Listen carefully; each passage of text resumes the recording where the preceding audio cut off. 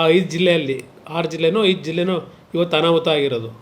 36 ಜನ ಮಂತ್ರಿಗಳನ್ನ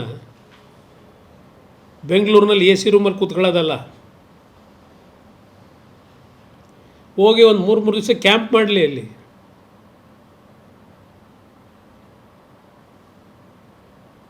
ಒಬ್ಬ ಮಂತ್ರಿ ಇದ್ರ ಬಗ್ಗೆ ಚರ್ಚೆ ಮಾಡಿದ್ರ?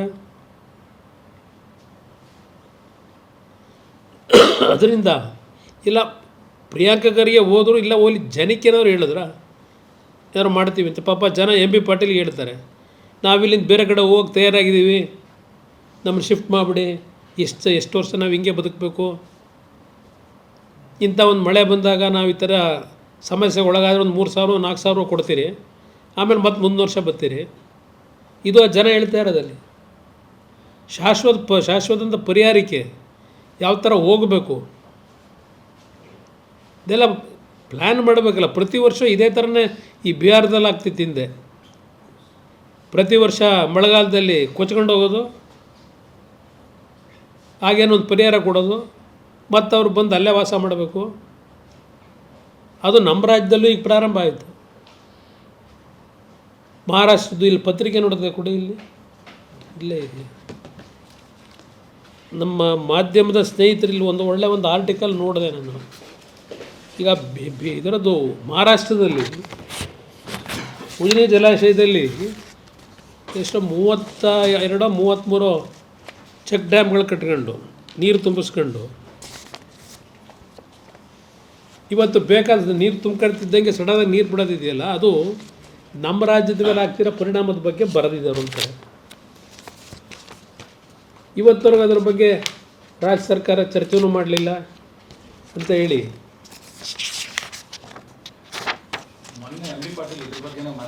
ಮಾತಾಡಿದ್ದಾರೆ ಅಲ್ಲ. ಅವ್ರು ಪಾಪ ಅದಕ್ಕೆ ಗೊತ್ತಿದ್ದು ಮತ್ತು ಇನ್ನೂ ಯಾತಕ್ಕಾಗಿ ಮೌನವಾಗವ್ರೆ? ಇದ್ರ ಬಗ್ಗೆ ಎಲ್ಲ ಸರ್ಕಾರದಲ್ಲಿ ಕ್ರಮ ಹಾಕ್ಕೊಂಡಿಲ್ಲ.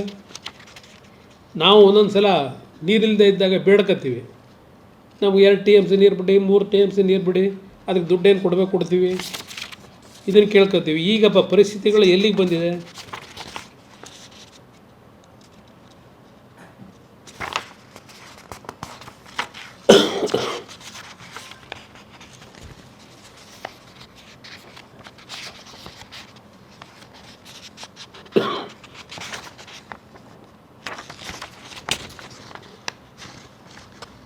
ನಮ್ಮ ಕೃಷಿ ಸಚಿವರೇ ಇವತ್ತು ಹೇಳಿಕೆ ಕೊಟ್ಟವ್ರೆ, 8.5 ಲಕ್ಷ ಹೆಕ್ಟೇರ್ ಭೂಮಿ ಇವತ್ತು ನಷ್ಟ ಆಗಿದೆ ಅಂತೇಳಿ, ಬೆಳೆ ನಷ್ಟ. ಏನು 8.5 ಲಕ್ಷ ಹೆಕ್ಟೇರ್? ಇಲ್ಲಿ ಬೆಳಗ್ಗೆ ನೋಡಿದ್ವಲ್ಲ, ಇದಲ್ಲ ಇಲ್ಲ ಪ್ರಶ್ನೆ ಹಾಕಿದ್ರೆ ಸೆಪರೇಟು.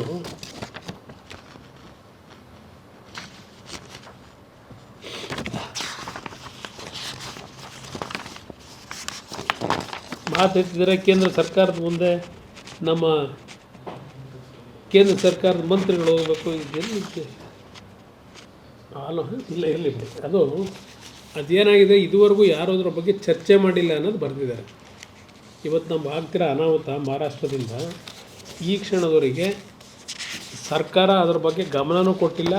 ಸರ್ಕಾರಕ್ಕೆ ಗೊತ್ತಾಗ್ತಾ ಇರೋದು ಇವಾಗ ಅಂತ ಅನಿಸ್ತಾರೆ. ಯಾಕೆಂದ್ರೆ ಮೊನ್ನೆ ಮಾತಾಡಿದ್ದಾರೆ, ಇಷ್ಟು ಬಾರಿ ಇದು ಬಂದರೂ ಕೂಡ ಈಗ ಇವತ್ತು ನಿನ್ನೆ ಬಂದಿರೋದಂತಲ್ಲ, ಒಂದಿನ ಚೆಕ್ ಡ್ಯಾಮ್ ಮಾಡಕ್ಕೂ ಇದು ಒಂದು 10-15 ವರ್ಷದಿಂದ ಇದೆ. ಮತ್ತೆ ಈಗ ತನಕನೂ ಯಾರಿಗೂ ಗೊತ್ತೇ ಆಗಿಲ್ಲ ಅಂದ್ರೆ ಮತ್ತೆ ಅದನ್ನೇ ಅವ್ರು ಈಗ ಬರೆದಿದ್ದಾರೆ. ಪಾಪ ಕಣ್ತರಿಸವ್ರೆ ಸರ್ಕಾರಕ್ಕೆ. ನೀವು ನನ್ನ ಕೇಳ್ಬೋದು, ನೀನು 2 ಟರ್ಮ್ ಇದ್ದಲ್ಲಪ್ಪ ಅಂತ ಹೇಳಿ. ನಾನು ನೀರಾವರಿ ಮಂತ್ರಿ ಆಗಿರಲಿಲ್ಲ, ನನ್ನ ಗಮನಕ್ಕೆ ಇದ್ಯಾರು ತಂದು ಇಲ್ಲ. ನಾನಿದ್ದಿದ್ದು ಕಡಿಮೆ ಅವಧಿ, ಅದರಿಂದ ನನಗೆ ವಿಷಯಗಳು ಗೊತ್ತಿದ್ದರೆ ಮಾತಾಡ್ಬೋದಾಗಿತ್ತು. ನನಗಿದು ಗೊತ್ತಿಲ್ಲ. ಅದ್ರ ಜೊತೆಗೆ ಇವತ್ತು ರಾಜ್ಯದ ವಿಷಯದಲ್ಲಿ ನೀವು ಕೇಳ್ಬೋದು, ಹಲವಾರು ಸಮಸ್ಯೆಗಳು ಅವ್ರು ಪದೇ ಹೇಳ್ತಾರಲ್ಲ, ದಮ್ ಇಲ್ಲ, ಅದೇನೋ ತಾಕತ್ತಿಲ್ಲ ಅಂತ ಹೇಳ್ತಾರೆ.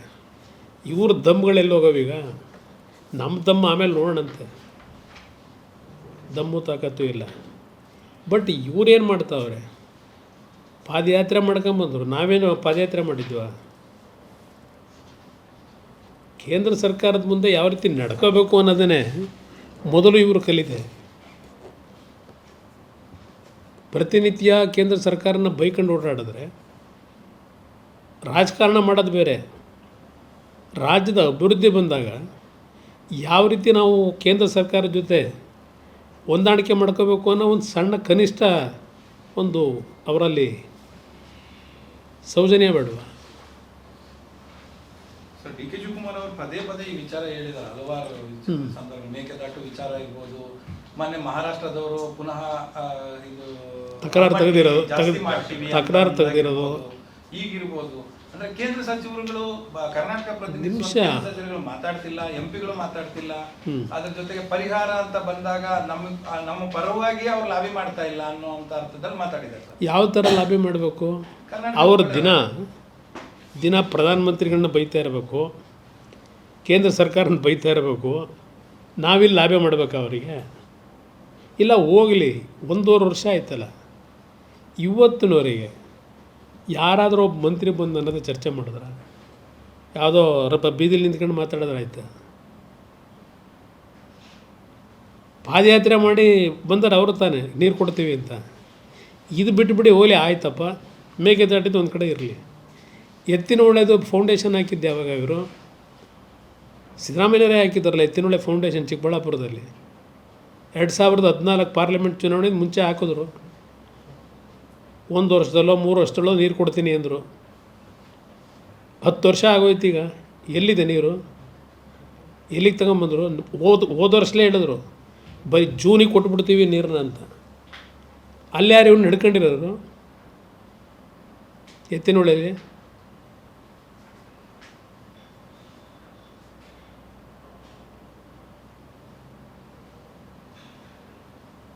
ಇದರಿಂದ ಇಲ್ಲಿ ಈ ಸರ್ಕಾರಕ್ಕೆ ಈಗಲೂ ಹೇಳ್ತೇನೆ, ಯಾವ ರೀತಿ ಕೇಂದ್ರ ಸರ್ಕಾರ ಜೊತೆ ಸಂಬಂಧ ಇಟ್ಕೋಬೇಕು ಅದು ಇಟ್ಕೊಂಡು ಕೆಲಸ ಮಾಡಿ. ಬರೀ ಬೈಯೋದ್ರಿಂದ ಆಗಲ್ಲ. ನಮ್ಮ ದಮ್ಮು ನಮ್ಮ ತಾಕತ್ತು ತೋರ್ಸೋಕೆ ನಾವಿಲ್ಲಿ ಬಂದಿಲ್ಲ. ಇಲ್ಲಿ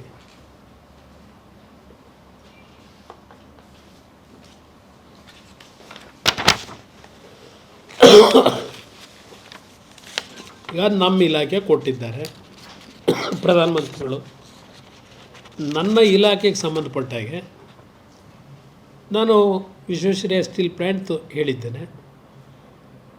ಮುಚ್ಚಿತಿರ್ತಕ್ಕಂಥದ್ದನ್ನು ಯಾವ ರೀತಿ ಅದಕ್ಕೆ ಮತ್ತೊಂದು ಕಾಯಕಲ್ಪ ತರಬೇಕು ಅಂತ ಹೇಳಿ, ಮತ್ತು HMTಗೂ ಏನಾದರೂ ಒಂದು ಕಾಯಕಲ್ಪ ತರಬೇಕು ಅಂತ ಹೇಳಿ ನಮ್ಮ ನೀತಿ ಆಯೋಗದ ಸರಸ್ವತ್ ಅಂತ ಹೇಳಿ ಮೆಂಬರು, ಅವರ ಅಧ್ಯಕ್ಷತೆಯಲ್ಲೇ ಒಂದು ಕಮಿಟಿ ಮಾಡಿ ಆ ಕಮಿಟಿ ಒಂದು ರಿಪೋರ್ಟು ಕೊಟ್ಟಿದ್ದಾರೆ. ಈಗ HMT ಬಗ್ಗೆ. HMTದು ಬರೀ ಬೆಂಗಳೂರು ನಗರದ್ದಲ್ಲ, ಹೈದರಾಬಾದು ಕೇರಳದಲ್ಲೂ ಏನಿದೆ ಆ ಬ್ರ್ಯಾಂಚ್ಗಳನ್ನು ಯಾವ ರೀತಿ ಅದಕ್ಕೆ ಮರುಜೀವ ಕೊಡಬೇಕು.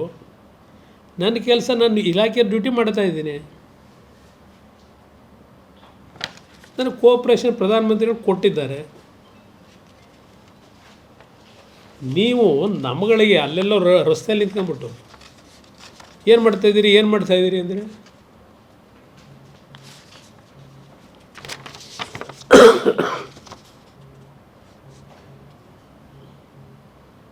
ಬಿಡದಿ ರಾಮನಗರದ ಭಾಳ ಚರ್ಚೆ ಆಗ್ತಾ ಇದೆ. ನಾನು ಯಾರೋ ಸಣ್ಣ ಪುಟ್ಟವು ಮಾತಾಡ್ತಾರಲ್ಲ ಅವಕ್ಕೆಲ್ಲ ಉತ್ತರ ಕೊಡೋದು ಅವಶ್ಯಕತೆ ಇಲ್ಲ. ಒಂದು ನಾನೀಗಾಗಲೇ 2006 ಇದಲ್ಲ, ಇನ್ನೊಂದಿದೆ ಆರ್ಟಿಕಲ್ 2006-7, ಬಟ್ ಅದಕ್ಕೆ ಜಾಸ್ತಿ ಹೋಗ್ಬಿಟ್ಟತ್ತೆ. ಆಮೇಲೆ ಇದು ಬಿಟ್ಬಿಟ್ಟು ಅದು 2006-7 ಬೆಂಗಳೂರು ನಗರದ ಸಮಸ್ಯೆಗಳು ನೋಡಿ.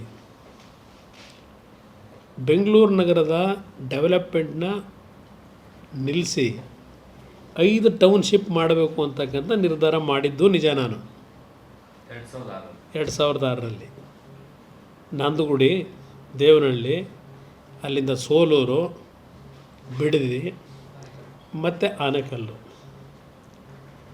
ಇಲ್ಲಿ ಪ್ರಶ್ನೆ, ಮೊದಲನೇ ಪ್ರಾಜೆಕ್ಟು ನಾನು ಬಿಡದಿನಲ್ಲಿ ಮಾಡ್ತಕ್ಕಂಥ ನಿರ್ಧಾರ ಮಾಡಿದೆ. ಯಾಕೆಂದರೆ ಅಲ್ಲಿ ಫ್ಯಾಕ್ಟ್ರಿಗಳು ಮುಗಿದೊಂದು ಎಲ್ಲ ಬಂದಿತ್ತು ಒಂದು ಭಾಗ. ಆ ಒಂದು ಹಿನ್ನೆಲೆಯಲ್ಲಿ ಒಂದು 4 ಸಭೆ ಮಾಡಿದ್ದೀನಿ ರೈತರುಗಳದು. ಸುಮಾರು ಒಂದು 125 ಜನ ಹೆಣ್ಣು ಮಕ್ಕಳೇ ಬರೋರು ಬಿಡದಿಯಿಂದ. ಹಲವಾರು ರೀತಿಯಲ್ಲಿ ಚರ್ಚೆಗಳಾಯಿತು, ಅದೆಲ್ಲ ಸುದೀರ್ಘವಾಗಿ ಹೇಳಬೇಕಾಯ್ತದೆ, ಅದು ಈ ಅವಶ್ಯಕತೆ ಇಲ್ಲ. ನಾನೇ ಹೇಳಿದ್ದೇನೆ, ನನ್ನ ಕಾರ್ಯಕ್ರಮವೇ ಅದು ಅಂತೇಳಿ, ಯೋಜನೆ ಅಂತಲೇ. ನಾನು ಯಾವುದೂ ಸುಳ್ಳು ಹೇಳಿಲ್ಲ. ಆದರೆ ಆ ಸಂದರ್ಭದಲ್ಲಿ ಶಿವಕುಮಾರ್ ಕೇಳಲಿಕ್ಕೆ ಬಯಸ್ತೀನಿ, ನಿಮ್ಮ ಎಚ್ ಕೆ ಪಾಟೀಲು ಈಗ ಅದು ಯಾರೋ ಸಂಸದೀಯ ಸಚಿವರೋ ಕಾನೂನು ಸಚಿವರೋ ಒಬ್ಬರು ಅವರಲ್ಲ, ಅವರ ಅಧ್ಯಕ್ಷತೆಯಲ್ಲಿ ಉಗ್ರಪ್ಪ ಯಾರ್ಯಾರೋ ಮೆಂಬರ್ಗಳು ಸೇರಿಸಿ ಈ ಸತ್ಯ ಶೋಧನಾ ಸಮಿತಿ ಅಂತ ಮಾಡಿದ್ರಲ್ಲಪ್ಪ ನಿಮ್ಮ ಕಾಂಗ್ರೆಸ್ ನಾಯಕರು, ಅದೊಂಚೂರು ತೆಗೆದು ನೋಡಿ ಶಿವಕುಮಾರ್ ಅವರೇ. ಇವ್ಯಾವ ಬೇರೆಯವ್ರು ಮಾತಾಡೋದು ನಾನು ತಲೆ ಕೆಡಿಸ್ಕೊಳ್ಳಲ್ಲ. ನೆನ್ನೆ ಮಾತಾಡೋರಲ್ಲ ಕೆಲವರು, ಅದು ನನಗೆ ಅದರ ಅವಶ್ಯಕತೆಯೂ ಇಲ್ಲ ಅವು ಮಾತಾಡೋರಿಗೆ, ಅದಕ್ಕೆಲ್ಲ ಉತ್ತರ ಕೊಡಬೇಕಾಗಿಲ್ಲ. ನಾನು ಎಚ್ ಕೆ ಪಾಟೀಲ್ ಅಧ್ಯಕ್ಷತೆಯಲ್ಲಿ ನೀವು ಸತ್ಯಶೋಧನಾ ಸಮಿತಿ ಮಾಡಿದ್ರಲ್ಲ, ಕುಮಾರಸ್ವಾಮಿ ಬೆಂಗಳೂರು ನಗರದ ಭೂಮಿಯೆಲ್ಲ ಒಡೆಯ ಕೊಟ್ಬಿಟ್ಟವನೇ ಅಂತೇಳಿ ನನ್ನ ಮೇಲೆ ಆಪಾದನೆ ಮಾಡಿದ್ರಿ. ಈಗ ಕುಮಾರಸ್ವಾಮಿಯ ಕನಸಿನ ಕೂಸನ್ನು ಜಾರಿಗೆ ಥರ ಕೊಟ್ಟವ್ರಂತೆ. ಯಾವ ಥರ ಜಾರಿಗೆ ತರ್ತೀರಿ? ಯಾವನಿಗೋ ಒಬ್ಬನಿಗೆ 500 ಎಕರೆ ನೀನು ಮಾಡಪ್ಪ ಅದೆಂಥದ್ದು IT ಕಾರಿಡಾರು, ಇನ್ನೊಬ್ಬರಿಗೆ ಇನ್ಯಾವುದೋ ಒಂದಿದು ಭೂಮಿ ಹಂಚ್ಕೊಳಕ್ಕೆ ಮಾಡಿದ್ದೀರಿ. ಇದನ್ನು ಹೆಚ್ಚಿನ ವಿಡಿಯೋಗಳಿಗೆ ಪ್ರತಿಧ್ವನಿ ಯೂಟ್ಯೂಬ್ ಚಾನೆಲ್ ಸಬ್ಸ್ಕ್ರೈಬ್ ಮಾಡಿ, ಬೆಲ್ ಐಕಾನ್ ಕ್ಲಿಕ್ ಮಾಡಿ.